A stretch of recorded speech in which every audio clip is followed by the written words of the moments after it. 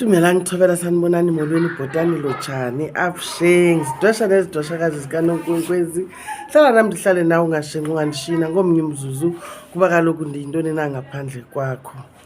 I'm back again with yet another piece of wisdom. Today guys, I want us to talk about ukuhlanjwa komzi okanye ukugezwa komuzi.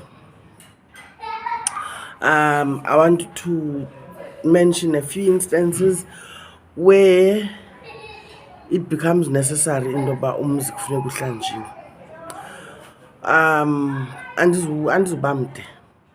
I just want to get to the point, and I'm realizing into yoba I'm coming to you because I'm realizing into yoba most of us, and by the way this includes me as well, because ezinye izinto endizithethayo kuni zizinto nami endizifunde over time, endizifunde ngosuke ndibe sengxakini, uyaunderstand.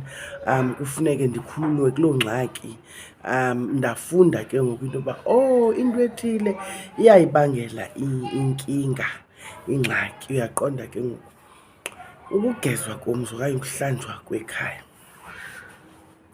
zininzi izinto esizenzayo thina esingaqwalaseli into ukuba kakuhle kahle ziyangcolisa ikhaya, zingcolisa ithongo lekhaya. Ngelinye ixesha ukungahoyi, ukungaqwalaseli into ukuba siyalingcolisa ithongo lekhaya. AmaZulu athi umsamo ungcolile, uyayiva ke ngoku. Kunokubangela into yoba abantu abadala bangazinzi phakathi kwekhaya, bangahlali, baphume. Kufane ingathi ke ngoku sihleli kwampengempenge, akho bantu, ngenxa yezinto esizenzayo ngokungaqwalaseli ekhayeni. Ixesha elininzi ikhaya lihlanjwa xa kuthe kwenzeka inyala phakathi kwekhaya. Umzekelo, bendike ndahlamba ikhaya mna recently, 2 months back.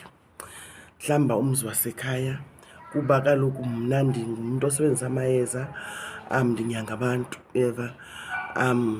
Kwenzekile ke into yoba phakathi kwabanyangwa bam kubekho inyala elenzekileyo.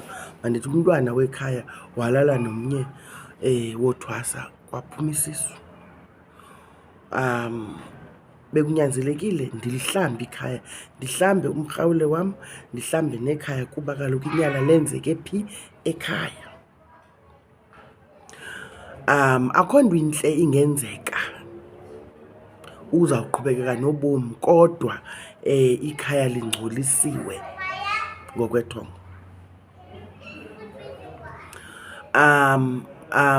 Umzekelo, abantu abanintsi abayiqwalaseli into yoba indlu enkulu yekhaya le kusilelwa kuyo ayondlu kumele uba kulala, umzekelo, abantwana abangatshatanga. Abantu abanelungelo lolala endlini enkulu ngumama notata wekhaya. There is why ufumanisa into yoba ixesha elinintsi kwaronto endlini enkulu kulala utamkhulu nomakhulu. Bona batshatileyo. Le nto ingumtshato into ebalulekileyo, ikhulula amagunya. Umntwana wekhaya ozalwa apha ekhaya ozawuawuthisela kwaronta, masithi yindoda, wolukile, it's fine. Kunqaba amagumbi apha ekhaya, uyathandana, uyeva ke ngoku, ayolanda intombi le azolala naye endlini enkulu. Nilingcolisile elo khaya. Asikwazi kaloku kwale ndlu sithandazela kuyo siphinde ke ngoku abantwana bethu batakisela kuyo. Uyindoda, uyintombi, awunalo ilungelo longenisa endlini enkulu. Yiyeke indlu enkulu kwasemagcekeni asekhaya. Abantu abanintsi bacinga into yoba umntu oyindoda yena unelungelo longenisa intombazane kokwabo, alale naye phi? Kokwabo, engatshatanga nayo. Totally wrong. Noba uyindodana kakade. Ngokwakudala abantu abangamadoda okanye mandithi bebethi bawukhula abantu, uyayiva ke ngoku kufumanisa uba kuyathandwana ngoku. Ndibaliselwa ngomnye imama endinyangwe naye, uthi dala beniba nesikhundla nomntu wakho ehlathini phaa ematyholweni, ufumana indawo nje nigobe ityholo, kwaziwe into yoba esiya sisikhundla sikaKhanya noSimphiwe. Uyeva ke ngoku, sawukukhumbulana okanye siyazazi iintsuku zethu esidibana ngazo esikhundleni. Sisintu eso, yindlela eqhutywa ngayo ngabazali bethu. Kodwa thina ngoku asiyiboni ibalulekile loo nto leyo, sifuna ungenisa, senza amanyala. Ngoba kaloku linyala ukulala nomntu ungatshatanga naye, and eli nyala ufuna ulenzela phi? Kokwenu. Uzisa umlaza phi? Kokwenu. Kukungahloniphi oko. Uyakhumbula kudala bekukho amaselwa, bekusengwa, iselwa lihlala endlini enkulu, umzekelo. Amase bekwazi ukonakala, uyayiva ke ngoku. Umntu omdala wekhaya atsho ayazi into yoba likhona inyala elenziwe phakathi kwamagceke. Ngumlaza. Ukuzivocavoca nomntu wakho phakathi kwekhaya lakho ningatshatanga, masiyazi ngoku, noba singabe simodern, we live in Western times, ayijiki. Singabe siyayenza kodwa ayilunganga, ayihlambulukanga, ayifanelekanga.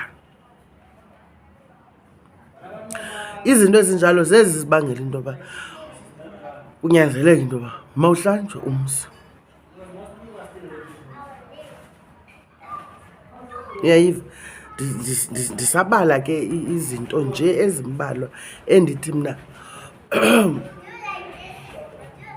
zinokubangela into yoba umzi kudingeka uba mawuhlanjwe, kuhlanjwe ikhaya, ukuze abantu beli khaya bazinze kakuhle, bangahlali phezu kokungcola. Idlozi alidibani nokungcola. Umlaza nje awudibani nabantu abadala. Yiloo nto phambilini umtshato ibiyona nto igqugquzelwayo into yoba makutshatwe, kwenzela into yoba izinto ezi sizenze ngendlela efanelekileyo. Izikhundla zisekho, akusagotywa tyholo ngoku. Kanti ke ngokwenene nangonyaniso yinto ebisenziwa. Oomama bethu bebelala ematyholweni nama-boyfriend wabo, not emakhayeni. Imagine uyintombazane yakokwenu, unantsika kokwenu, nguwe lowa ngoo-4 ekuseni, nguwe odabula ke ngokunkundla yalapha, uyachwechwa. Kaloku kufuneka ufihliwe, uyachwechwa, uyagoduka ngoku. Ithonga lalapha, yeva abantu abalapha balela ukuthula, imimoya yabo iyazulazula ngelaa xesha. Yeva ke ngoku amajoni ekhaya agada umzi, nguwe lo uyalwatyuza emzini, ongalotyolwanga kuwo, ongendelanga kuwo. Very wrong. Singabe siyazenza ezi zinto kodwa azilunganga.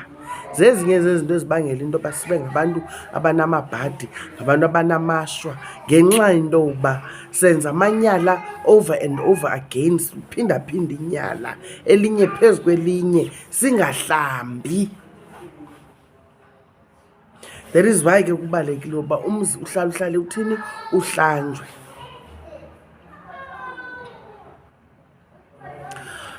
Uyahlanjwa umzi, umzekelo kuthiwa kuhlanjwa amazila amadala.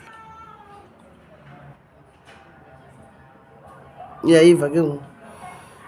Ufumanisa into yoba kukho abantu abanintsi ababhubhileyo beli khaya abakasetyenzwa, abakazilelwa, asikabi nawo amandla okufikelela ekubazileleni.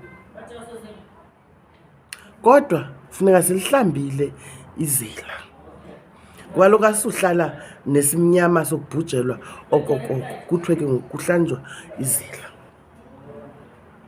Uyahlanjwa umzi xa bekuthe kwakho ingozi, kwakho umntu obhubha ngengozi. Ukubhubha ngengozi ke ingayingozi yemoto, ingayingozi yobethwa ngumbane, ingayingozi yohlatywa, yayiva, ingayingozi yokuzixhoma. Funeka uhlanjiwe umzi, kugxothwa ingozi, kubuye ngomzi kuzohlanjwa ikhaya. Uyahlanjwa umzi xa nilikhaya nijongene ngezikhondo zamehlo, ufike apha ekhaya nisenza ingxolo ingxushungxushu, uba nikhe nadibana mhlawumbi nithi nizama intlanganiso, niyathukana nabantakwenu, niphuma sendeni linye, kodwa anikwazi uhlalelana. Uyayiva ke ngoku? Ibe ngumsindi, ibe yingxolo nje endlini enkulu, nisilwa kude nibambane ngezandla enkundleni yakokwenu.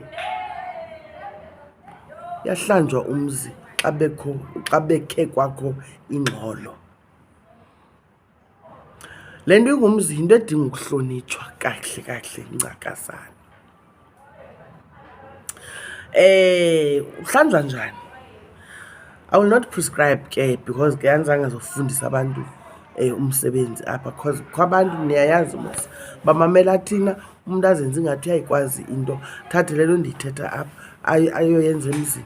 Ingaphelelanga ngoba andizuyithetha ngokupheleleyo, naxa ndiyicacisela ndiba ndikunika i-clue, not the whole, you understand, procedure. But yazi into yoba umzi xa uhlanjwa ngebhokhwe. Ibhokhwe engumatyiwa phela, ibhokhwe wakusasa ityiwe kwanamhlanje, nihlanjwe ngesilawu. Nezinto ke ezithile ezizawuphuma kulaa bhokhwe endingazuzixela. Niqala nihlanjwe, niphume phandle kwamagceke niyohlanjwa ngeyeza elimdaka.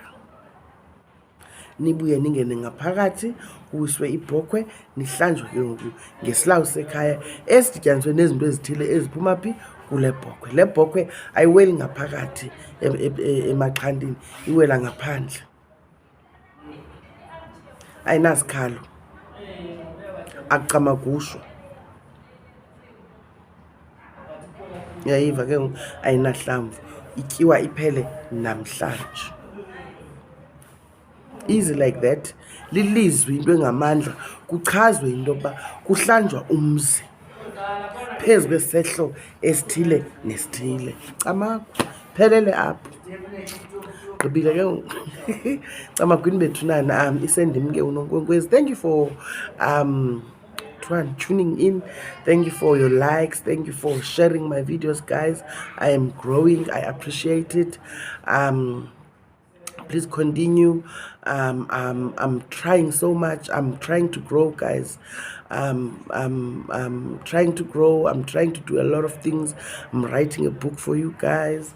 I'm doing a lot of things because trust me, this has become a career to me. So I respect umsebenzi wami ngakho konke endinako. Ndipushwa nini, ipressure enindifakela yona ngenxa yento yoba nihamba nama apha endleleni. So ndiyafuna ukuthi enkosi enkosi enkosi ningadinwa ndini bethunana. I'm still in Joburg, by the way. I'll be in Joburg for the week. I'm available for consultations, cleansings and all. Yeah, I'm not that busy because I didn't take any bookings before I came. I came here to rest, but I think I'm well rested now, so we may just go ahead and have fun. You can come through, guys, but do make a call before you come. I'm in Lone Hill in Johannesburg. Thank you very much. Ciao.